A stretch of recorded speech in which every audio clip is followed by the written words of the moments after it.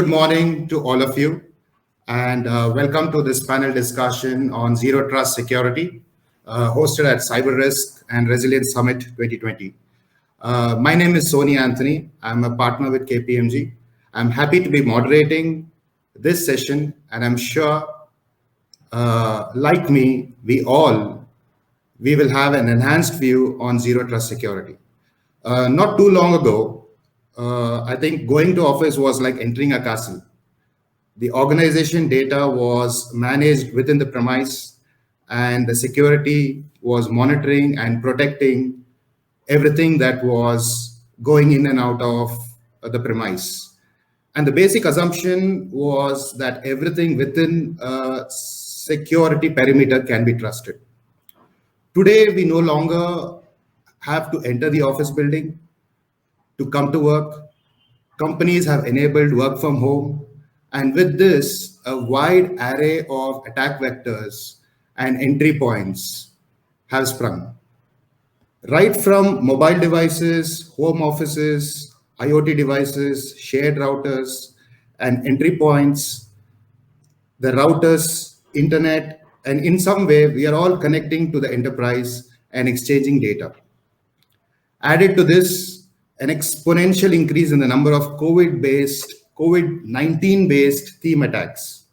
A large number of companies, irrespective of size and advanced cyber maturity, have become targets to ransomwares and data exfiltration. Clearly, it is now the time for a new security paradigm. And the approach is never trust, always verify. In other words, a security state of mind where no device, no user, no workload, no application should be trusted. Now, on this panel, I'm joined by esteemed personnel from the industry. Ashton, Director for Chief Admin Officer, CISO, NatWest. Jacxine Fernandez, CISO, Adani. Durga Prasad Dube, Senior Vice President, Reliance. Shivkumar Pandey, CISO, BSC. Harshad Mengle, CISO, Future Group. And Subhajit, CISO, Dr. DRL, right? And as an opening question, I would request, I ran a Google check a couple of days back for Zero Trust products. And there were nearly 30 plus products that I chanced upon. In fact, I also saw that there was a Zero Trust as a service that one company was offering. And I think from a starting perspective, I'd like to lay the first question to Jacxine. Is Zero Trust an idea? Is it a feature? Is it a product? And in your perspective, will it continue post-COVID? In fact, when we start going to work December onwards, just want to get your views, Jacxine. Hi, good morning, everybody, and thank you for having me on the forum. And wonderful to see a peer group so distinguished. I find it a little unsure how to answer that, in the sense that, Sony, you mentioned about going back to the office in December. I believe a lot of organizations are not going to have as many people coming back into the office in December. I think work from home has become a reality which organizations have accepted now. Having said that, I think Zero Trust, for me at least personally, has not been a one-stop solution from one vendor or one technology platform. I think it's more a model, a framework. I'm sorry. Okay. So from that perspective, it is, and in light of the fact that there is a lack of a single definition for what constitutes Zero Trust, I think anybody and everybody, like you mentioned, a Google search will tell you that almost anybody claims to have Zero Trust. And without a clear definition of what that is, everybody seems to be selling it nowadays. So having said that, I think it is a model, a framework, and one has to define how much you want to trust or not trust in this case, and build the modular components that are required for each organization. That's my 2 cents on it. Back to you, Sony.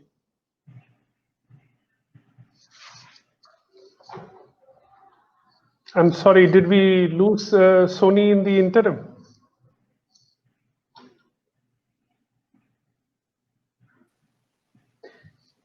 Any of you gentlemen want to go after me next? Please do.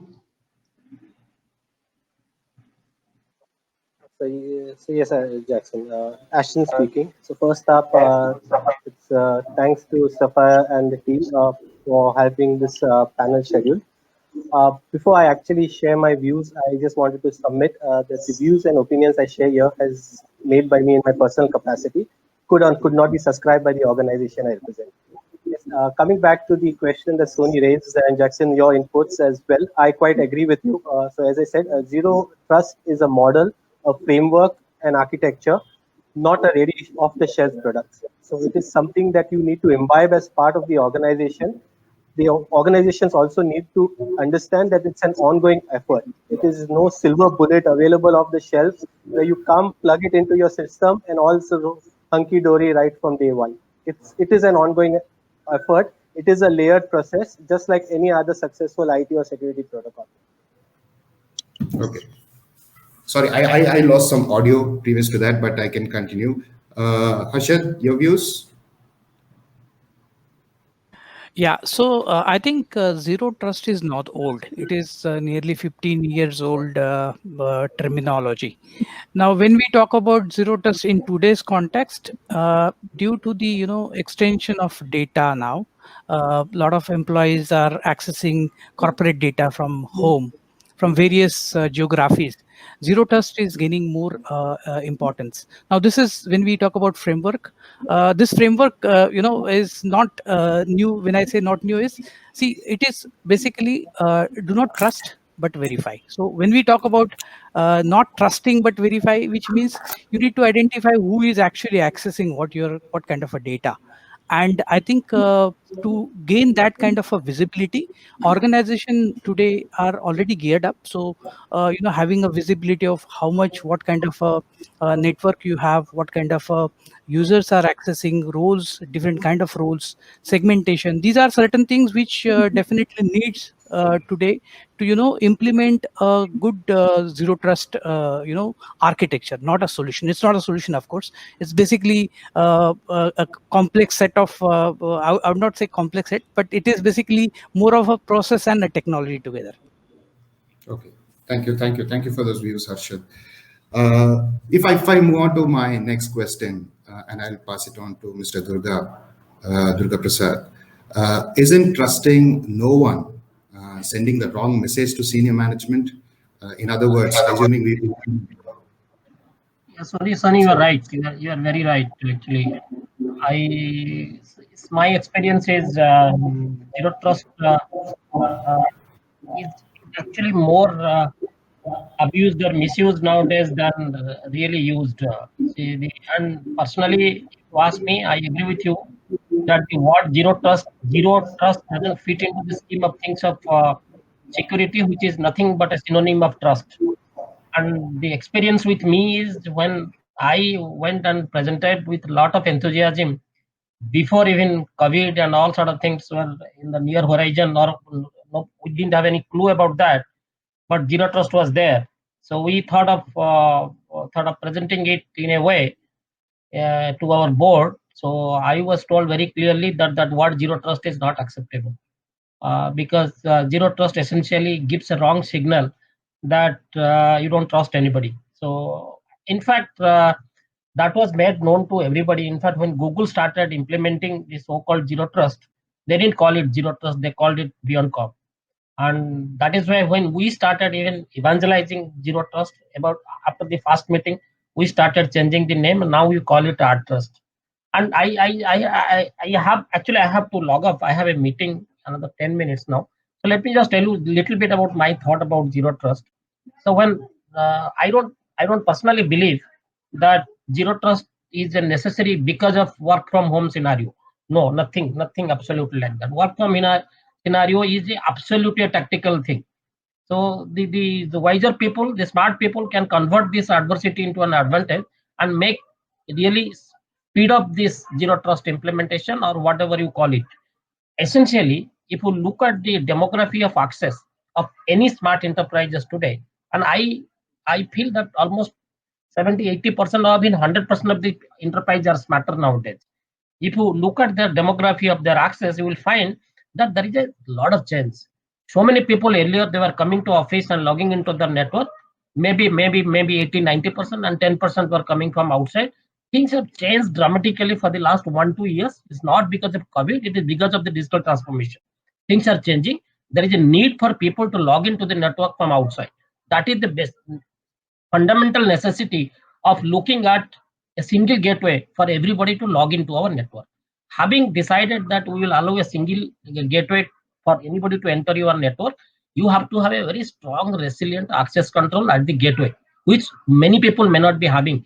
People may be thinking that their VPN gateway or their firewall is the access control gateway. It is not that. This access control gateway has to be a smart gateway, which will understand every access, understand that what is happening in that access, and give a feedback to the next control. So the essential of zero trust is not one solution, it is access control. And once it goes inside, there is a micro segmentation. All what you are talking for many years is macro segmentation. Segmenting the business, segmenting the function. In the zero trust environment, in the true sense of zero trust, one has to do a micro segmentation. That means stop lateral movement.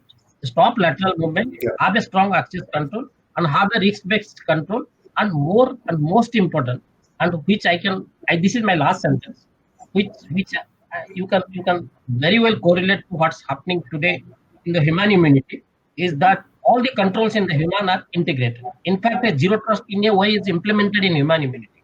So the moment you start thinking about zero trust in cyber, from a cyber security convert it to a cyber immunity, and all your controls should start talking to each other. And there has to be a coordinated, orchestrated effort of all the controls, which Forrester talks about zero trust, Gartner talks about Kata, and Google talks about Bianca. So this is what, in my opinion, is the fundamental of zero trust. Thank you very much for that view, Mr. Durga Prasad. I also understand that zero trust has been there for the last 10 years. It's just that probably there's a lot of discussion around it because now we have nearly 80% of people working from home. And just because of the VPN channels which are available, there are many more accesses that are there outside of VPN, which typically a home user, or let's say a work from home user, connects to on the cloud and various other environments. But having said that, and I got the point that you also said that, yes, when you go to a board, it is unacceptable. But as CISOs or as people from the security field, will I be rest assured? And the point I'm trying to make is a message that the environment is completely secure. Will I be reasonably assured that I won't have a network breach post implementation of zero trust or post its adoption? That is something also that we need to probably think about. What a couple of views that we can see here? Maybe I'll pass to. If I can say for a second, like. This has been always there for the last 4-5 years. As I told you, again, I'm emphasizing on that the perimeter is gradually diminishing. The perimeter is going towards the individual. Today, somehow we are following some kind of a different kind of mentalities. Everybody talks about work from home, and we also speak about work from home. But I am not at home today. I'm sitting in a different place. So people anywhere they are at the office. So the perimeter there is no perimeter at all. That has been always there for the last 5-6 years. To be very frank to you, we didn't have even 1% hassles when we switched over to work from home, because this was all by design. By design, everybody is allowed to work from anywhere. So for us, transformation was very easy. Transition was very easy. Okay, great. So Jacxine, if I may just come back to you again, and I'll also look at Subhajit to give views here. See, when DLP came in initially, right, people started implementing DLP. And we looked at product vendors, they implemented DLP. Organizations not necessarily had a DLP policy or a viewpoint or a strategy for DLP. Because the vendor came in, we dumped the DLP got implemented, and we saw a host number of issues in its operations, a lot of notifications, false positives, and it became a huge challenge. Now, if I look at zero trust again, we have a lot of vendors out there who are providing these products and features. And frankly, it's probably some of these features are same features which probably don't really sensitize the same for an individual. What I want to understand is it required that we first build a zero trust strategy and then go for an adoption of a product? Or right now, because the need of the hour is security, we jump in and learn from past mistakes and implement the product and then work around a policy or a strategy? Jacxine, go. I think thanks, Sony. I think, quite honestly, that's a fairly easy question to answer. Absolutely, the strategy comes before dumping a platform onto the table and let's swing it as we go along. 100%. I mean, we've seen this. I mean, your example on DLP is absolutely on point. No data classification, no data governance, nothing of the sort, and you put in a DLP and all of a sudden you don't know how to deal with the alerts. Same way in this case also. I mean, without having a strategy on what it is exactly as an organization we need in, let's say, what we are calling zero trust, uh, what are you going to stop access to? I think Mr. Durga Prasad pointed out correctly. It's at the end of the day access. How are you getting people to access your company resources? So if you don't have an answer to that, what is zero trust supposed to solve at the end of the day? So that is a fundamental question that has to be there. What am I going to allow access to? What asset? What data? How am I going to allow that access? Who is going to allow those access? Who is going to get that access? All of these questions have to be answered before, because at the end of the day, whoever the platform provider is, when he comes in, he's going to ask you a question also. What policy do you want to implement?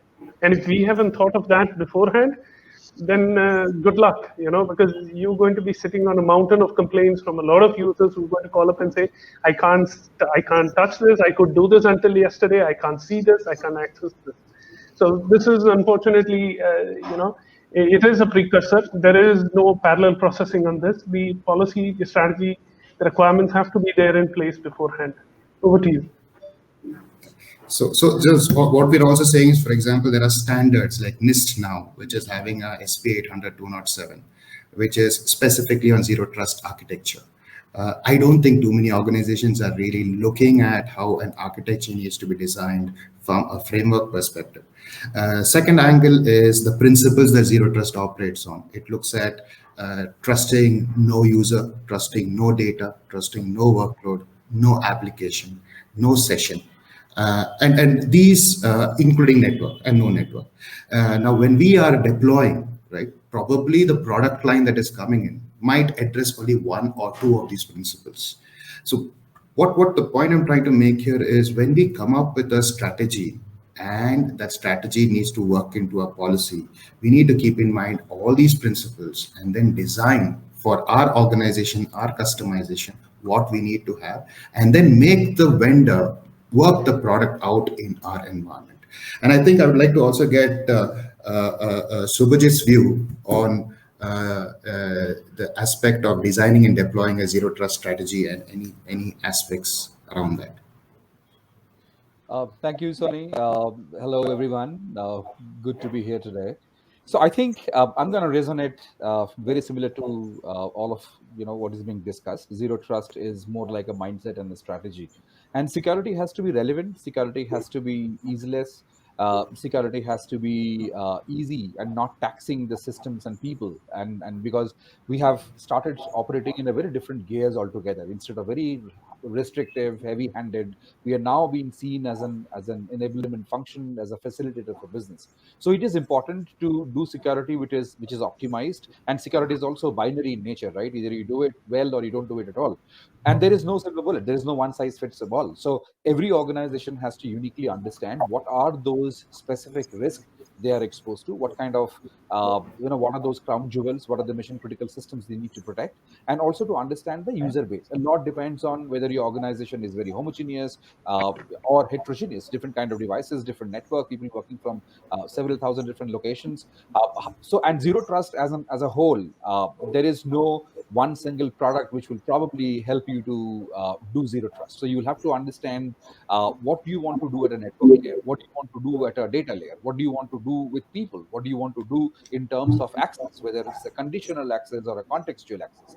And it is quite okay if you don't want to do the entire gamut of things at one go. You will have to understand and apply the principle of prioritization, or the Pareto, and understand what is your top 20% of the risk you are trying to address, because risks are evolving, they are dynamic. What appears to be a material risk today can fall off the radar and something else will come up, and your investment made today you need to go back and understand if your ROCE or the return on the security investment is making sense or not. So a lot of it has to be driven towards your own unique risk landscape. What are your attack surfaces? What are you trying to protect? Who are you trying to protect it from? And how do you want to protect it? It can be at different layers altogether. It can be a very staggered approach as opposed to going all out to it. But it depends on every organization. It's a very conscious call an organization had to take to adopt this strategy. Thank you, Subhajit. I may move on the next level, and I'll probably connect with Ashton. Ashton, if we look at like how Subhajit brought out addressing the principles, right, which is the user, data, application, workload, network, which is the most difficult to implement now that we are working in a remote scenario. Let's assume we have gone in for the zero trust, and these are the principles that we have to really synchronize in the system. Which is the most challenging one, and why? And I'd like to get views from everybody else also on this, which is the most challenging one to implement.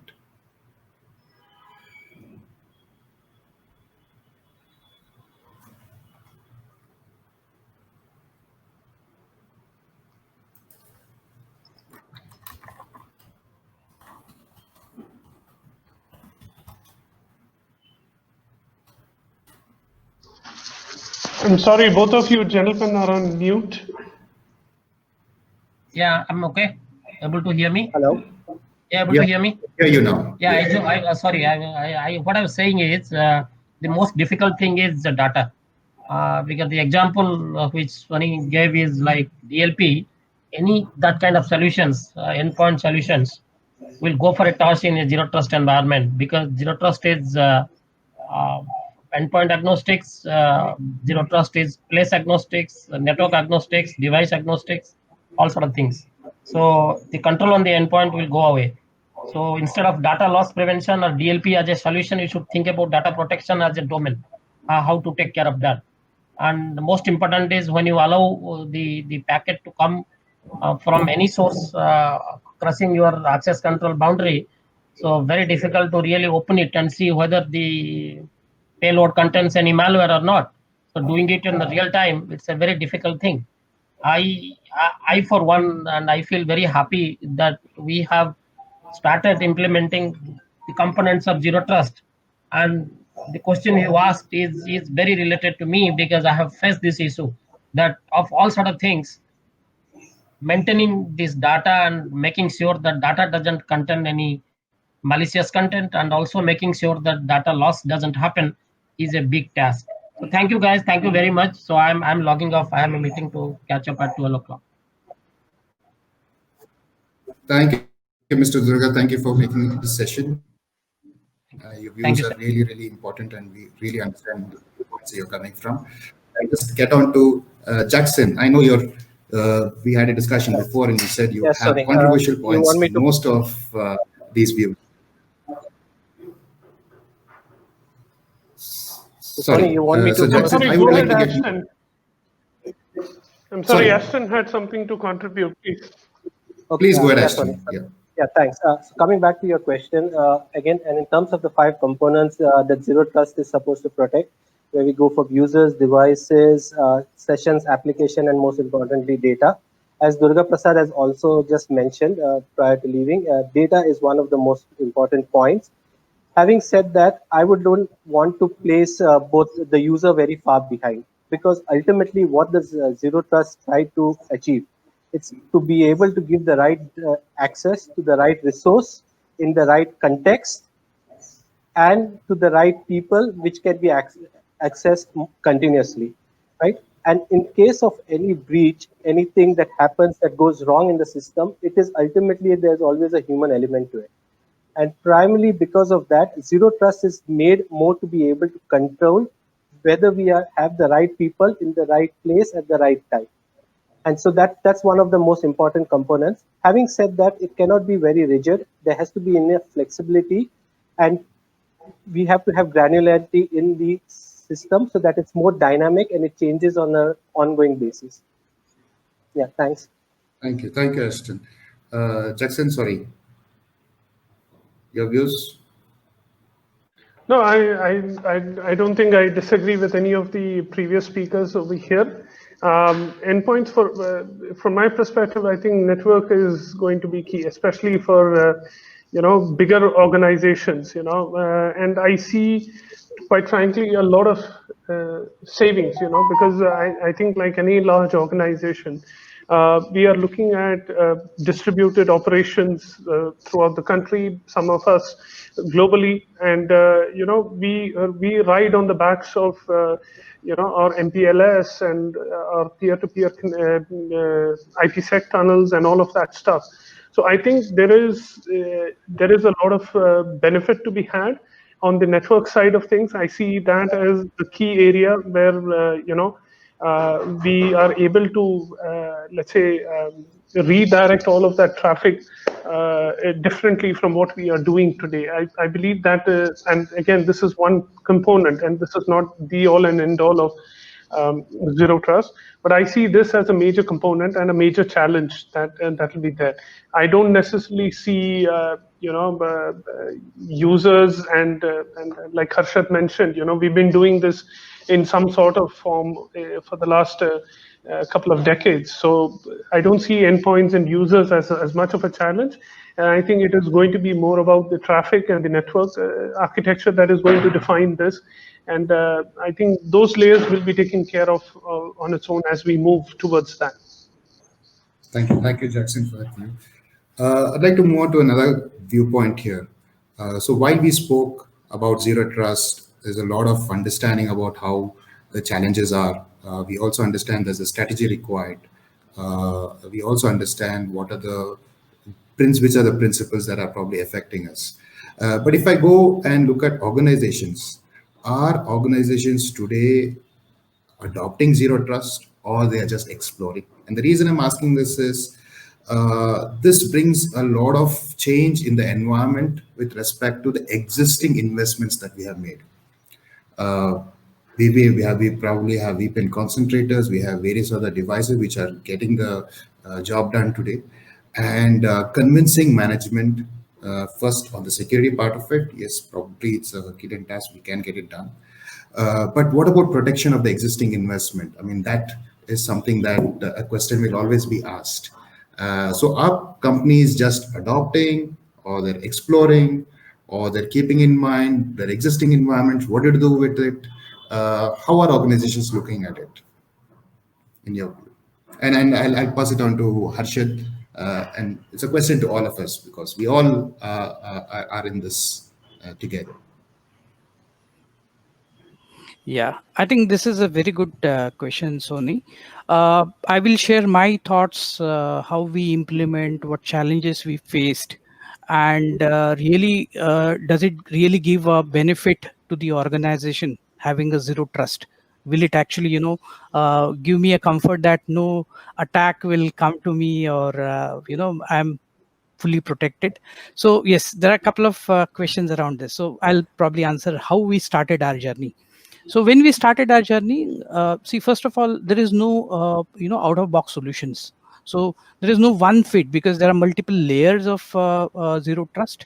So organization has to, very clear about the inventory, what kind of a users you have. So biggest challenge which we faced is basically profiling all users roles.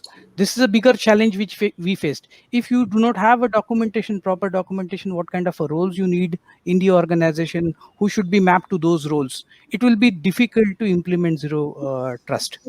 Second is basically, see, the modern technologies do not support the legacy platforms. So if you have a legacy platform, of course, you will have bigger challenges integrating zero trust in the legacy to the legacy environment. So that is something which we have seen. A lot of legacy platforms, they do not support modern roles and rights management. So that was something which we have seen. And the third is basically, as I rightly said earlier, that there is no end-to-end solution. I mean, there are multiple solutions for network. You have multiple ways of doing zero trust, like having a micro segmentation. Every organization to extent has already adopted, in my opinion, has already adopted to extend a zero trust. It is not may not be in a full-fledged format, but they are already on the journey. Many of them already have completed their journey. But my opinion here is basically, we need to look into the totality, what kind of architecture you need to have, because upcoming, maybe you do not have a DLP, and if you have a roadmap to bring in DLP, you also have to think of zero trust from a DLP standpoint. Any new technology which you will bring in, you need to think of zero trust. Now this is from a technology. Second point which I want to say here is basically a lot of third-party vendors. See, zero trust essentially talks about no trust, trusting no one. And if you look at the Indian organizations today, we have a lot of reliance on third-party vendors. Now, not trusting them who are actually managing your environment. We need to have strike a balance between trusting them to extend and allowing them certain functions, and at the same time monitoring them. So I think zero trust, while implementing zero trust, we need to look into all these possibilities and implement this model. So this is how actually my learnings are. Whether zero trust is going to give you a confidence, my answer is not really. It is just one of the architecture. Now, if you do not do VAPT, which are basic, patch management, which are basic, I don't think zero trust, implementing zero trust will give you a sense of security. So this is one of the model which is definitely is required, but this is not the model which a security professional can be relying on. Thank you, Ashad, for the view. I think what we're also trying to bring out is security hygiene is core to an organization, which means to say having a policy, conducting your assessments, putting in protection technologies like and conducting security testing, VAPTs, but then also working towards an adoption of zero trust. So, Jacxine, I would like to hear your views on protection of investments and existing investments that we have put in, and then this comes in. Does it nullify it? Does it add on to it? Is it a challenge to get the message across to management? Thank you, Sony. Kind of getting the feeling I have a bullseye on my back. Thank you for the question, though. I think this is, from a security perspective, I think if we are running too old a legacy platform on our security infrastructure, I think we might be a little behind the curve on the with regards to our hygiene practices. Having said that, I think a lot of security technologies today have moved away from a very capex intensive model to a very opex intensive model. Everything is becoming very subscription based. So keeping that in mind, I think there is always going to be a fair bit of what I would call a churn in the security portfolio that organizations are going to have. So gone are the days when we used to buy things for 3 years and 5 years, because as security professionals, one thing we've realized is that in 6 months' time, you could have a completely new platform or a completely new vector of threat. In fact, even sooner than that, that you need to upgrade your system. So as it is, we are struggling without the complexity of zero trust. We are struggling with justifying the investments we've made, trying to get the return on that, and trying to sweat those assets. So as it is, we are struggling with that. Having said that, if zero trust brings in some of these technologies, my point is that we are not doing away with the practice. We are shifting one platform for another, maybe. So, like Harshad mentioned also, and like Ashton mentioned, you're not going to stop data loss leakage. You're not going to stop data loss prevention. You're going to stop the practice. You might shift out one platform for another, but you're going to continue doing that. So these hygiene processes have to continue, whether it is with the various components within the zero trust model or otherwise. This has to continue. Now, today, DLP is one of the modular components within the zero trust suite of products. So does it mean that, okay, then I have to remove something I have already deployed, could be products XYZ, and replace it with ABC? Great, you have to do it, maybe, and most likely ABC will bring in a few more, let's say, functionalities over and above it. So justifying, protecting previous investments is going to be a challenge.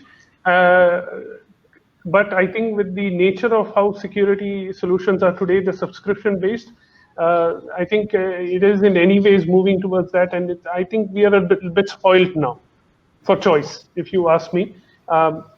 Commit, unlike a marriage, you commit for a year, and then if you don't like it, you change the product partner. So I think it gives us a little bit of flexibility. Back to you.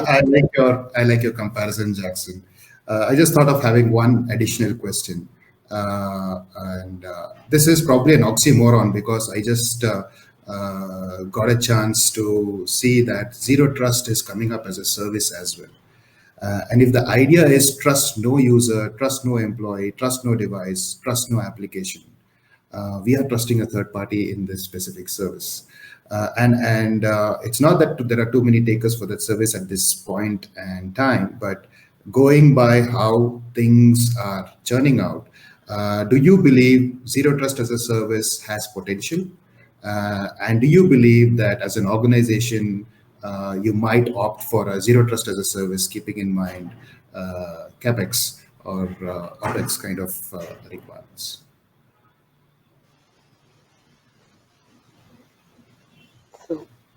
So if I may submit, Sony, again, it's an interesting concept, zero trust as a service.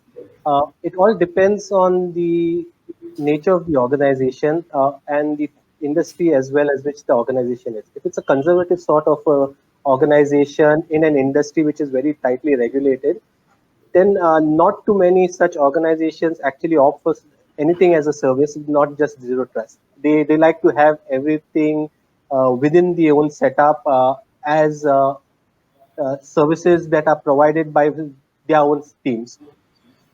Having said that, on the other side of it, when we talk about zero trust as a service, it also depends on what is the service that will be provided, what are the guarantees that come with that services, and what are the liabilities that get passed on to the organization in case of any breach or failure of service. So that's an interesting concept, not something that I've dwelt upon too much, but it is something that's very interesting and that can actually be looked at. As I said, for organizations that are not hell-bent in terms of regulation. Sure. Subhajit, your views? See, I think anything with which has a bell and a whistle will garner a lot of interest, and zero trust is actually doing that. But in a true sense, I think each one of us have been doing zero trust in our own ways for many years. When you do your identity governance, when you do your application whitelisting, when you do your network isolations, your resource-based deployments of workloads, application sandboxing, all of these are nothing but nuggets of or tenets of zero trust, which we're doing. I think one has to stitch it into an integrated program so that you channelize your resources well, you optimize your investments. There are several pitfalls as well. If you're a legacy organization, network macro segmentation can be very cumbersome. So it is important to also evaluate every initiative in terms of the risk and reward and see if the reward outweighs the cost of risk and the opposite side, and then a decision has to be taken. But I think when there is SOC as an outsourcing model or SIM as an outsourcing model, VAPTs have been outsourced model, and a lot of our security operations monitoring and SecOps is outsourced. I think zero trust can very well be outsourced, but one has to focus and chisel and decide what element of zero trust can be outsourced and bring governance elements all around it. So every outsourcing agreement or every outsourcing arrangement can be stitched with security controls, both at administrative, logical, and technical control layer. And I think that can be done, definitely. And nobody has a deep pocket. So budget is always a concern. And if an OPEX model brings in efficiencies with less investment, why not? Thank you, Subhajit, for that view. The reason why I was bringing that out was principally I was getting challenged when I heard about zero trust as a service, because it talks about never trust, always verify, and now we are looking at a third party who does that to us as a service. So it gave me a viewpoint that maybe someday commercially we'll try to look at security, while right now we're looking at it from a always never trust, always verify perspective. We have a couple of questions that have come in for the panel, and I'd like to move on to the question answer session. Mr. Pradeep Kumar says, I believe it really doesn't matter what strategy, framework, and cybersecurity model we are using. Will be if no use unless it is provided with an integrated approach and monitoring for all the security efforts that we are doing. Our solution should complement to the changing threat landscape of an organization.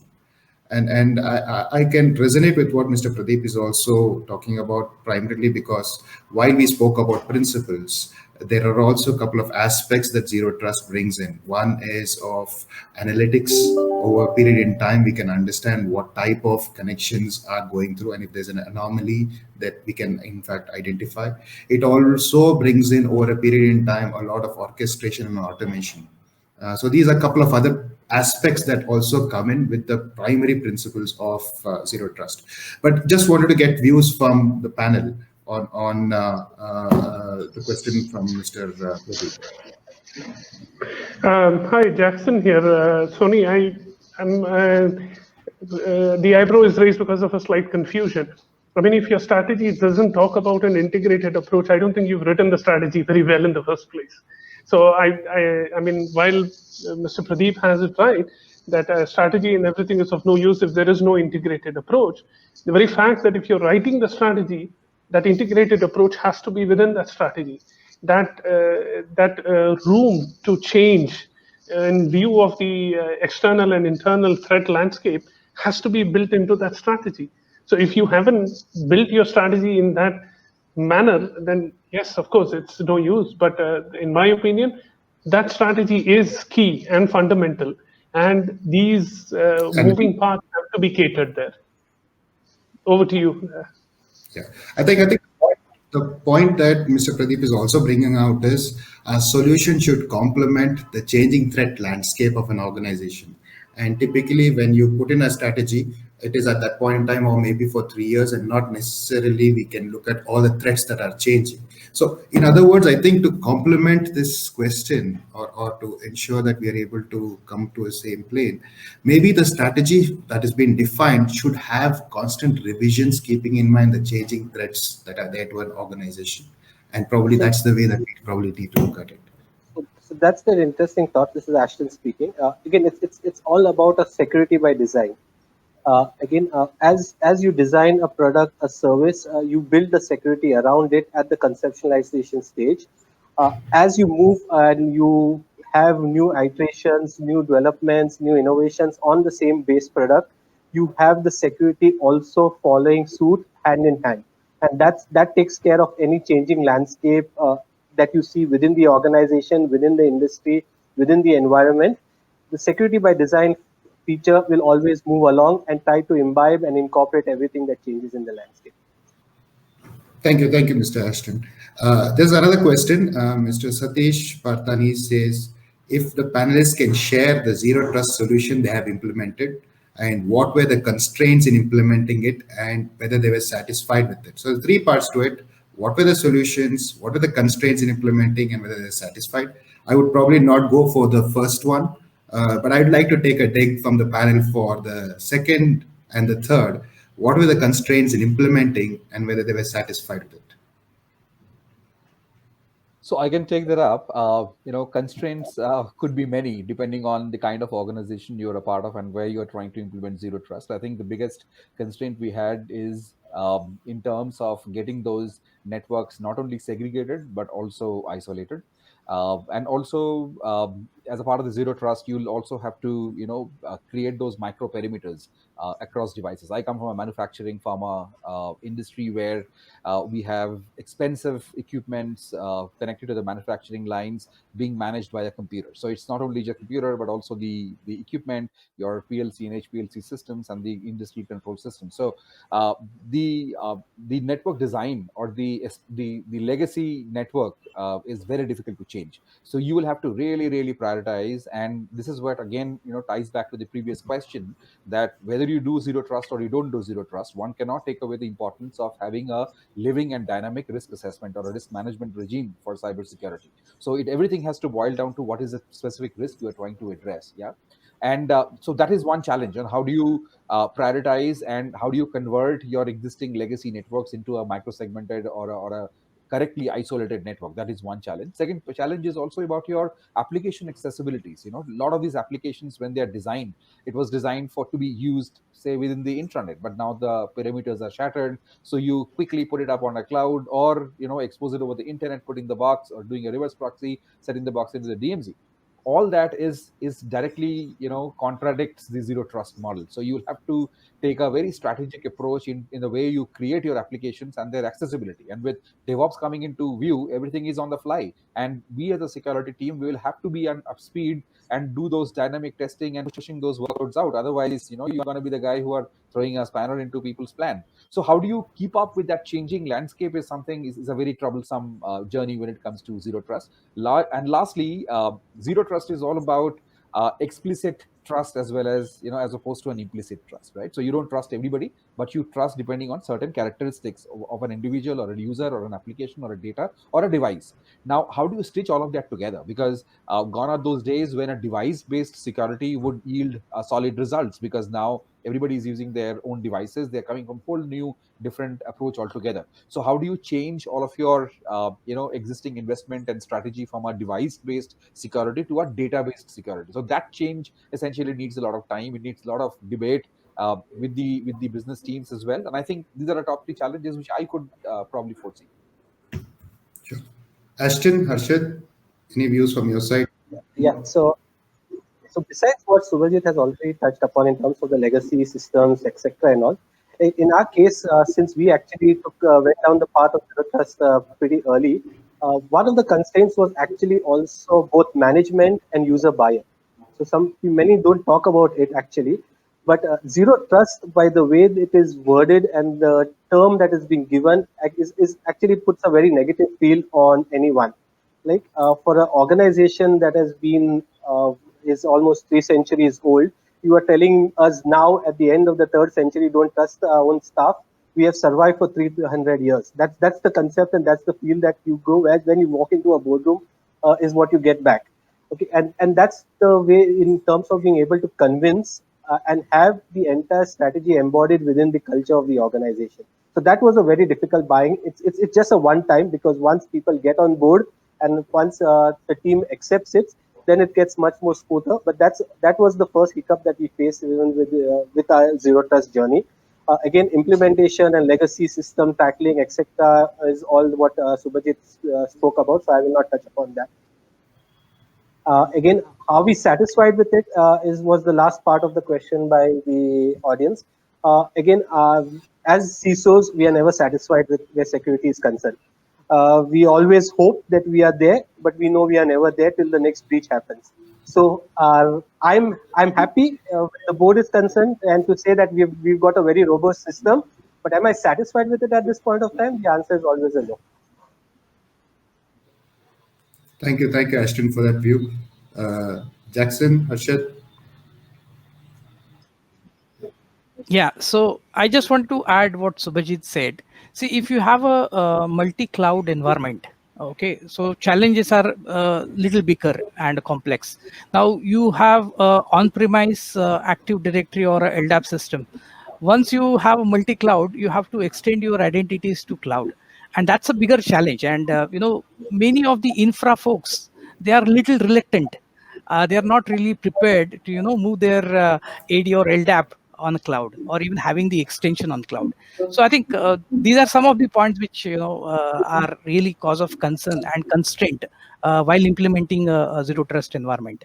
Thank you, Harshad. I just wanted to add, Sony, I think this is something we discussed earlier also, and I held off from mentioning it in the conversation so far, but I heard it from Ashton now and earlier from Mr. Durga Prasad, that the connotation of the word zero trust is very negative. It doesn't sit well. And I find personally a little bemused, and because of the fact, did we ever trust our employees?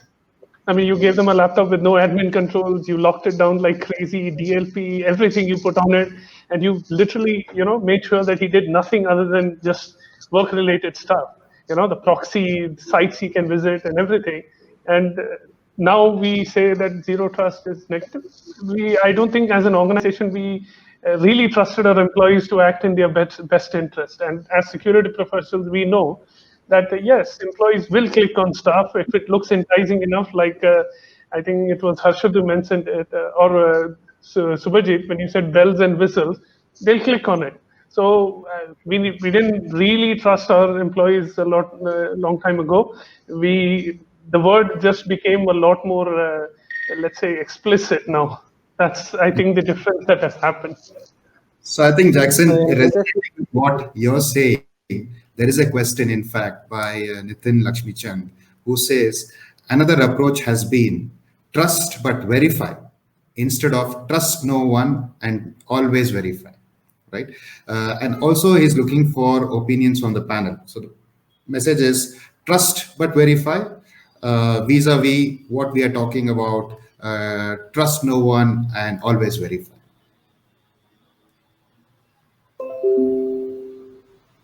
I think it's like two sides of the same coin, or am I mistaken in that?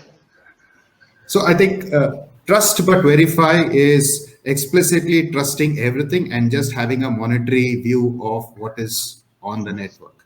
The other angle of zero trust that we're looking at is trust no one. In other words, denied access, and whatever is coming through, check for that. I think, I'm sorry, I understood the question. What I was telling is, we've tried the latter before, trust but verify, and we are here today.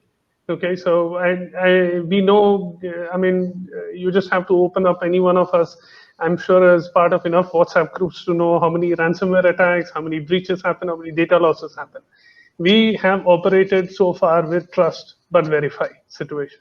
So, and I think this is a natural evolution of the process where we have reached today. And I think trust no one and verify everything is a natural progression. I don't necessarily see that as something implicitly bad. I think this is simply the nature of the times that we live in. Thank you, Jacxine. And I think this is going to continue forever. I mean, see, I think this is going to continue. It will not change. There is just too much at stake. I mean, if you pick up a Verizon's report or a Ponemon's cost of data breach study, and you look at the incremental cost of cyber breach, are we the one who will take that chance? The question is always going to be no, right? So you will always have to verify without trusting. And I think there is no bad. I mean, we're just doing our job. And I think the essence of doing security is to be able to let people do what they're supposed to do instead of allowing excessive risk. And that is where the age-old principles of need-based access, segregation of responsibilities, the principle of less privilege, all of would come in and play. That is exactly what we do. So I think it's not going to change. Thank you very much, Subhajit. Harshad, Ashton, any last words on that aspect of? Yeah, again, it is all in terms of the principle of zero trust and how best it's implemented. So again, zero trust doesn't say we are not giving you some access that you deserve. Zero trust just says you should be the right person with the right type of access for the right resource at the right time. So it is, all of this is trust, right? We believe in you. That's why we are giving you the access to do the job at the right time. This is trust. It is just to be verifying that trust and whether it is being provided to the right person. So again, in law, you say innocent till proven guilty. Zero trust just turns it around, says guilty till proven innocent.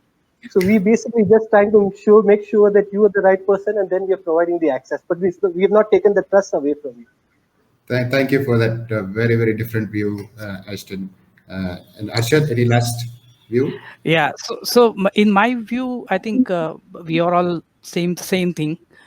If you look at the traditional firewall, last rule in any firewall is any drop, deny, right? So if we do not trust anything, simply drop it. Simply, deny, or not deny. I would say drop it.